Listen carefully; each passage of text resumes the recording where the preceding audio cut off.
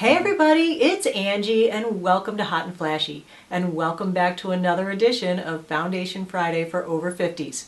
In the hot seat today is Rimmel Lasting Finish 25-Hour Foundation with Comfort Serum. According to Rimmel, this is a skin perfecting full coverage foundation that promises to blend easily and flawlessly into the skin.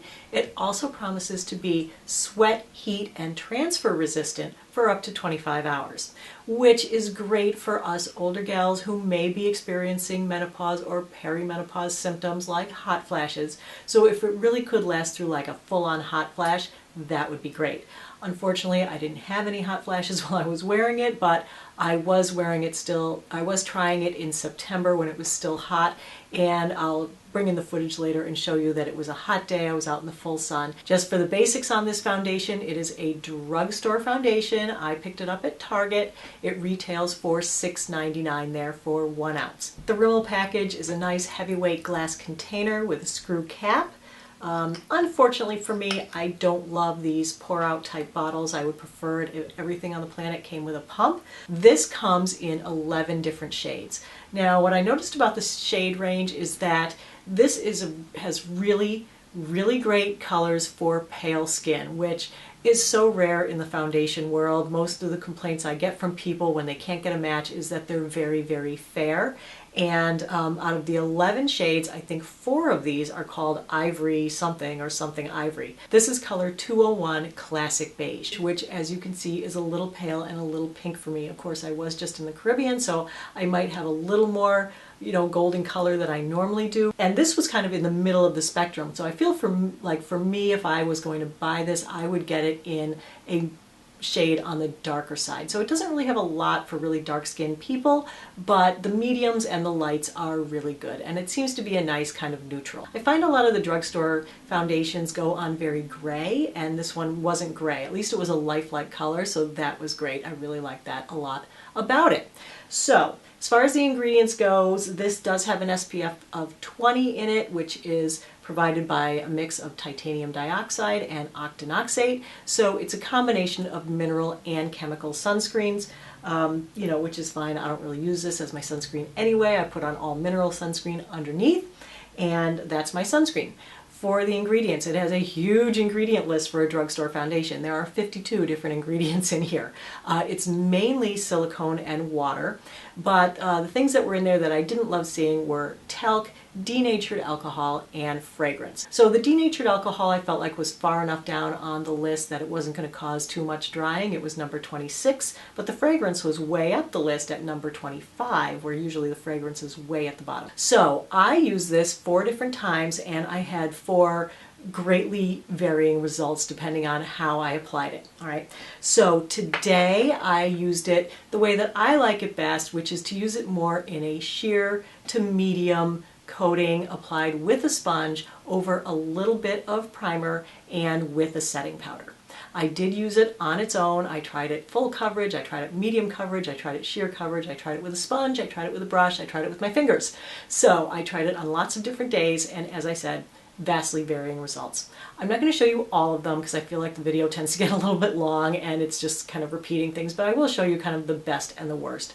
The best being today and the first day that I wore it, which is when I also used a sponge. Because of its thick consistency, I decided to use a damp beauty blender to apply it the first time.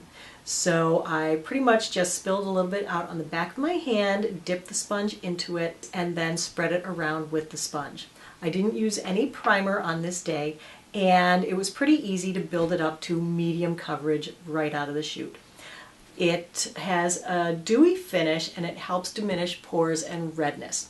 So I felt like it really covered over the inconsistencies in my skin tone, but freckles and blemishes were only partially covered. So in order to get perfectly flawless coverage, you would have to build it up to full coverage or apply concealer. On this day, I just left it the way it was, and I feel like it had kind of a natural dewy look. It didn't look cakey. It didn't give me polka dot pores, but it did take a little while to dry. It kind of stayed tacky for about 20 minutes, and then once it dries down and sets, it seems to be in place and good for the duration. So let me bring in the 5-hour check-in. At 5 hours, I felt like I really liked it. It hadn't settled into my wrinkles or my pores, and it still looked pretty even. It was a hot day that day, and I felt like it still looked good at 5 hours. I felt like it was slightly drying, but not too bad. It looked pretty good even in the hot sun, and it didn't sweat off. Just wanted to show you what the Rimmel 25-hour foundation looks like out in the bright sunshine. It actually looks pretty good out in the sun, I think.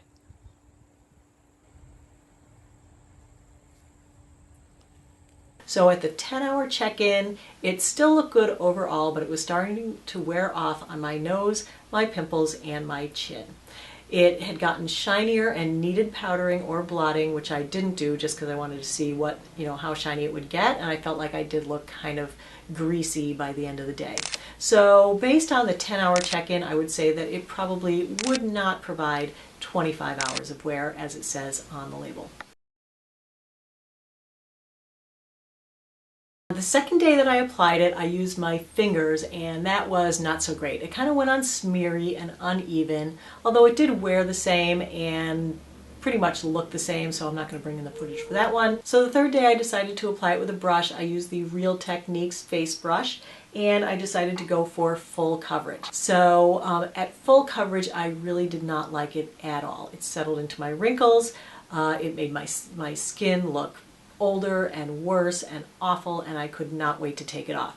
So as much as I kind of liked it on day one when I applied it sheerer with a sponge, I really, really hated it on day 3 when I applied it as more heavy coverage. So it didn't look good. It looked really shiny. It made all my little skin ripples down here look worse. It really settled into a lot of wrinkles around my nasal labial folds and everything, and it just was not good. So day 3 was kind of a disaster. So for today, I always like to show it looking its best in the video. It's good that there is one way that it looks the best. Even my Holy Grail now foundation, new one, the Chanel, there's only one way that I can put it on that it looks good. And if you can find one way that it works and looks good, then that's good. So for this one, obviously, yes, I like it best when applied with a sponge, a little more sheer, even if it means that I have to put on a little concealer. I don't tend to go for full coverage makeup anyway. If I put something on full coverage, chances are I really am not going to like it. But I think that the foundations really don't behave as well when you go for the full coverage on older skin as they do at a sheer to medium coverage. So that's just me and personal preference, but if you like it full coverage, you may like this. So let's look at this one point by point and see if it's a winner or a loser. So for the coverage, I felt like this is a good, solid, medium coverage foundation. Using it at medium coverage with a beauty blender, I actually like it quite a bit. But using it at full coverage was an epic fail for me, and I hated it. So there you go. I feel like with the finish, when you first put it on, it is a lovely finish. It's very skin-like, and it reflects a little bit of light, but it does it in a very soft and diffused kind of way, so it's very pretty and very flattering. As the day wears on, it does get to be more of a hard shine, where that's when it starts really bugging me on the ripply skin, that the light then becomes harder light and less diffused, and I feel like it shows the ripples more. I, as you see today, powdered it over, and I think it's fine. It's not accentuating the ripples or anything. It really is very pretty, and when I passed myself in mirrors or took a selfie, I actually thought it looked really good. So for the pores, it does not settle into your pores. It does not accentuate enlarged pores. It doesn't give you the polka dot pores, so that is awesome. It doesn't really completely diminish them either, and if you have a really good pore filling primer that you like, you can put that on first, and that will help a little bit as well. On the wrinkles, it was kind of a mixed bag, where when I applied it with the sponge at lighter coverage, it really did not settle into wrinkles, and it didn't make my wrinkles look bad until later in the day, when the shine became more of a hard shine, more of an oily shine, and then it tended to make my ripply skin look worse, but it never did really settle into wrinkles unless I applied it full coverage, in which case it did settle right into wrinkles and make my skin look way worse, like 10 years older, and I really didn't like it. So full coverage, not so great. At medium to sheer coverage with a sponge, pretty good. Now for the wear, I feel like it looked good for about 8 hours. After that, it got shiny and it started wearing off. So it certainly isn't going to fulfill its promise of well, it doesn't say it will wear for 25 hours. It says up to 25 hours. So